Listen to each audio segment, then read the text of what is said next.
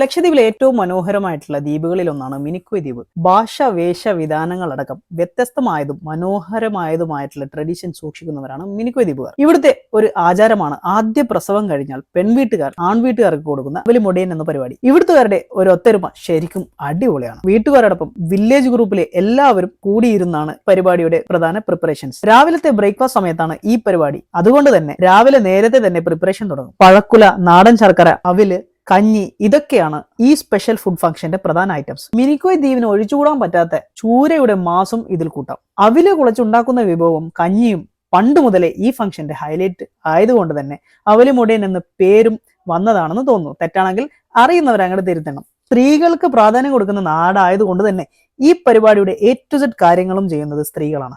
ഓരോ ടീമായി ഇരുന്നാണ് ഓരോ വിഭവത്തിന്റെയും പ്രിപ്പറേഷൻ.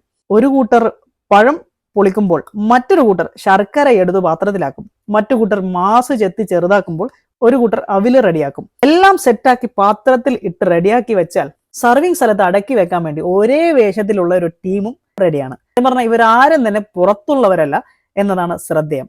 സമയം രാവിലെ 9 ആവാനായപ്പോഴേക്കും എല്ലാം ടേബിളിൽ റെഡിയാക്കി വൃത്തിയാക്കി മൂടി വെച്ചിട്ടുണ്ടാവും. അതിനിടയിൽ വീട്ടിലെ ഒരാൾ ഈ ഫുഡ് കഴിക്കുന്ന രീതി മനസ്സിലാക്കി തരാൻ എന്നെ അവിടെ ഇരുത്തി കഴിപ്പിക്കാൻ റെഡിയായി. പ്ലേറ്റിൽ ആദ്യം തേങ്ങാപ്പീര, അതിന് മേലെ ശർക്കര, അതിന് കൂട്ടായി പഴമെടുത്ത് കുഴച്ചെടുത്തു.